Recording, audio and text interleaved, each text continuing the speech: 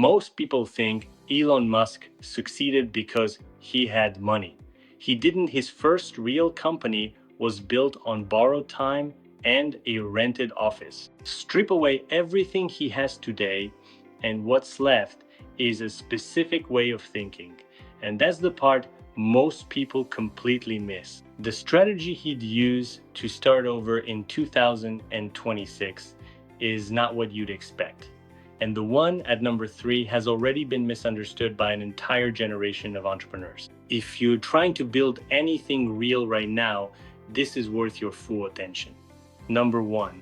One skill built right can reach millions without you working more. Musk once said, "Engineering is the closest thing to magic that exists in the world." That's not just a motivational line, it's a description of leverage. When you build a piece of software, a system, or a tool, you do the work once, and it keeps running. That's what scalable skill means. Most jobs trade time for money. You show up, you work, you get paid. That relationship has a ceiling. Scalable skills break that ceiling. Think about the developer who builds a simple scheduling app on weekends. If it works, 10,000 people might use it without the developer working 10,000 times harder. That's the kind of output Musk has always chased. He started coding as a kid. At age 12, he built and sold a basic video game called Blaster. He didn't wait for permission, funding, or a team.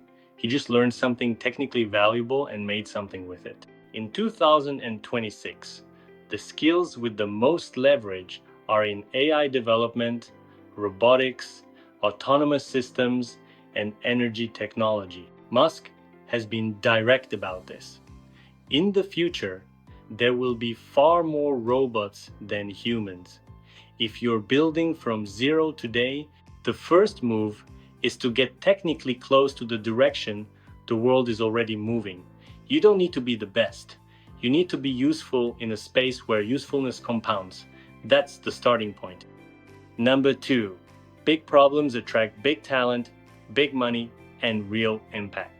Here's something most people get backwards when they're starting out. They look for a safe, small problem, something manageable, something low risk. Musk has always done the opposite. He said, "I think it's important to work on things that make a difference."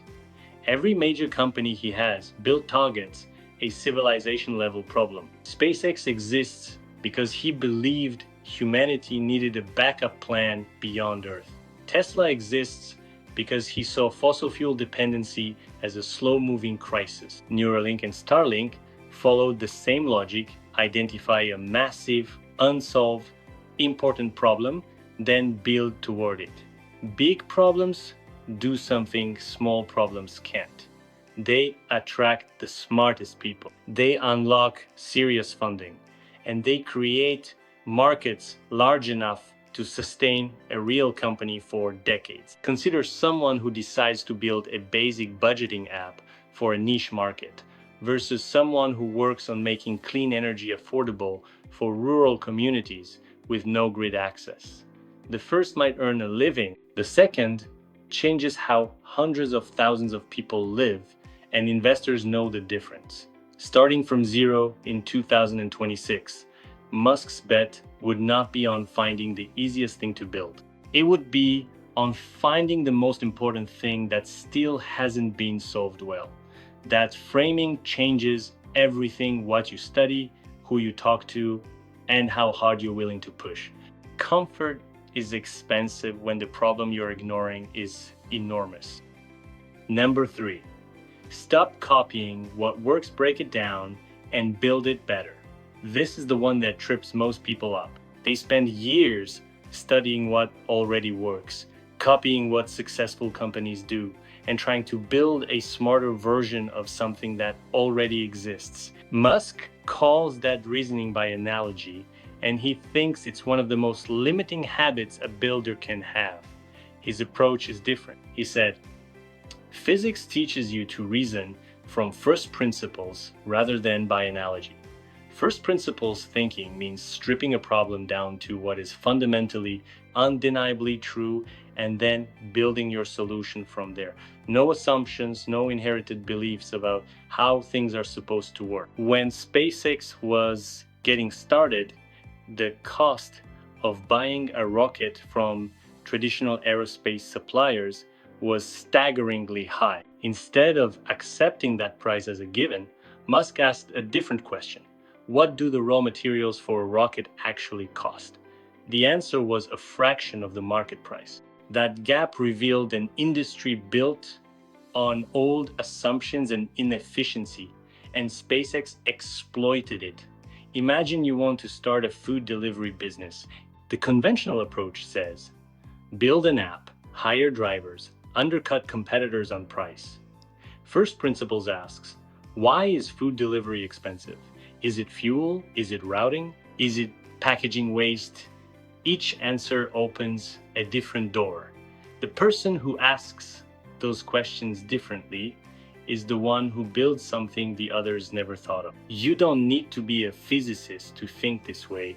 You just need the discipline to question what everyone else accepts as obvious.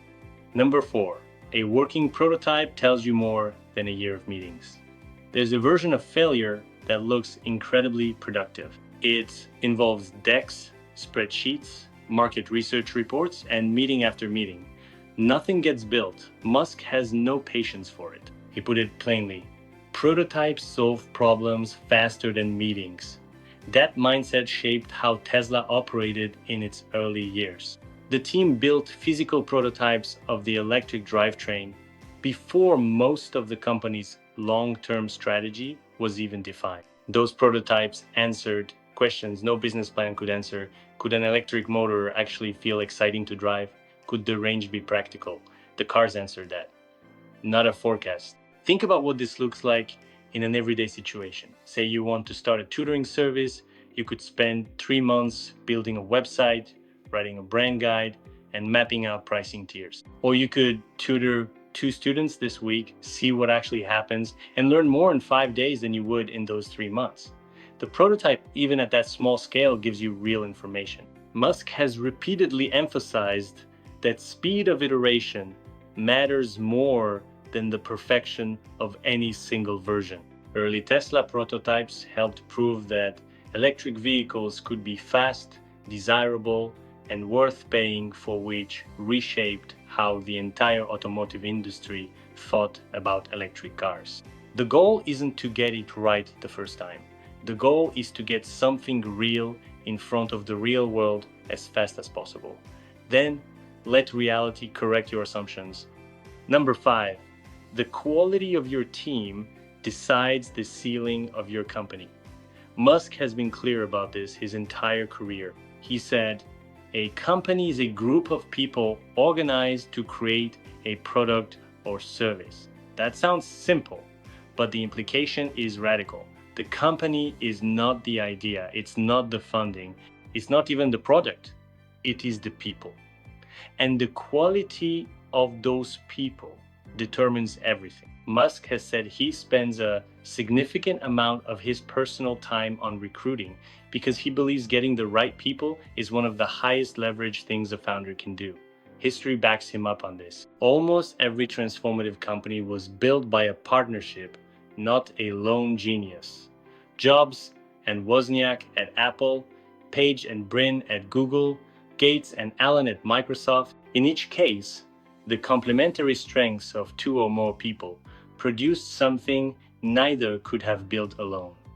Think about what that looks like at a small scale. A first-time founder who is strong on the technical side but weak on communication will stall the moment she needs to pitch investors, hire people, or explain her product to customers. Bringing in a co-founder or early teammate who fills that gap doesn't dilute the company, it multiplies it. Starting from zero in 2026, Musk's instinct would be to find people who are smarter than him in specific areas and recruit them with the mission, not just a paycheck. Because once you have the right team around a meaningful problem, the other pieces have a way of falling into place.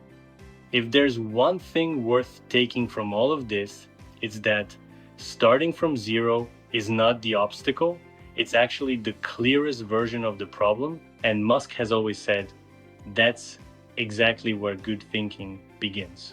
Which of these five would be hardest for you to actually act on right now, and why? Drop it in the comments, because the answers are usually more honest than people expect.